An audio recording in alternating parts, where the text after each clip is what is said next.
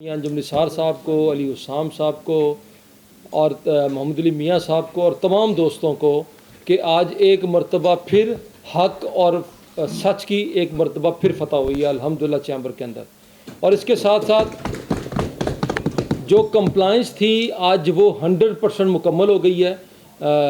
Recount मुकम्मल हो गया और आपको अगर आपने फ़ैसले को पढ़ा है तो इसका मतलब ये था कि जो ही रिकाउंट होगा और जो इलेक्शन कमीशन उसी वक्त रिज़ल्ट को अनाउंस कर देगा और ये हतमी होगा और इसके बाद इस फैसले की 100% कंप्लायंस मुकम्मल हो गई है। देखिए, जिस बात के ऊपर हमारे कंप्लेनर्स भाइयों ने, मैं थोड़ा सा 1-2 मिनट में आपको समझाने की कोशिश करूँगा कि वो कितना मैं समझता हूँ कि अनरीज़नेबल किस्म का उनका मुतालबा था। वो ये कह रहे थे कि जी लफ्ज़ बोथ क्यों है।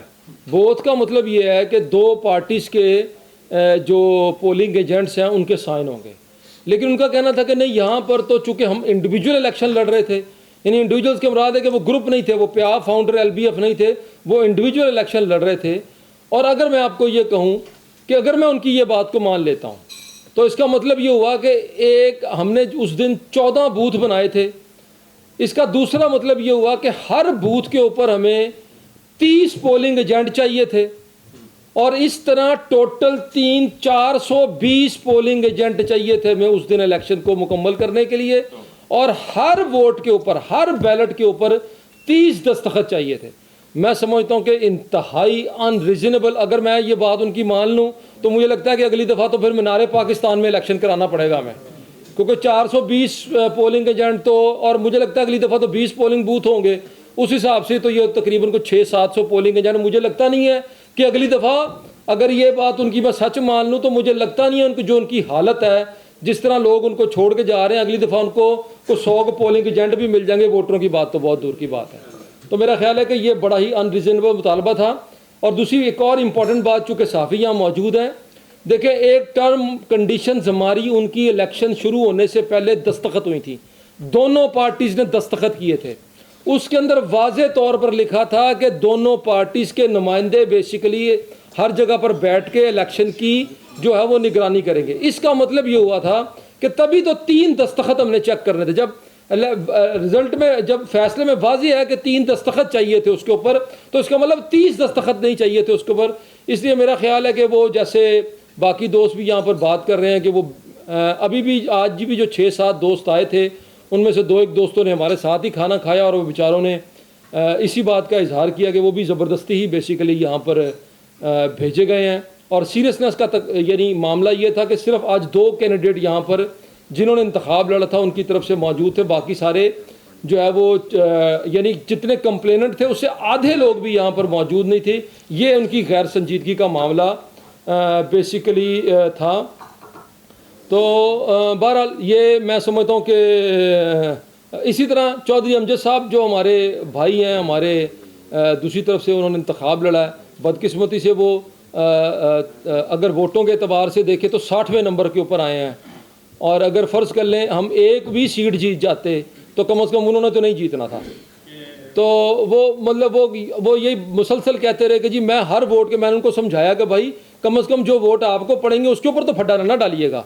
वो कहते थे मैं हर वोट के ऊपर ही फड्डा डालूंगा, चूँकि पीछे से ज़ाहिर है था मामला। तो मैं वापस अपने मियाँ मिसबा साहब की तरफ आ जाता हूँ। जी बेसिकली मैं ये समझता हूँ कि चूँकि एक मरतबा फिर मैं जो प्याफ फाउंडर और LBF की जो 99% की आदत है उसका शुक्रिया अदा करता हूँ कि उन्होंने एक मरतबा फिर मियाँ मिसबा साहब एंड कंपनी, जो उन्होंने कंपनी बेसिकली बनाई हुई है, मुझे लग रहा है कि फाउंडर में से तो उनके साथ कोई नहीं था आज, मुझे नहीं लगता कि फाउंडर का कोई एक आदि कोई नुमाइंदा था, बाकी सारे वो LBF के नुमाइंदे थे।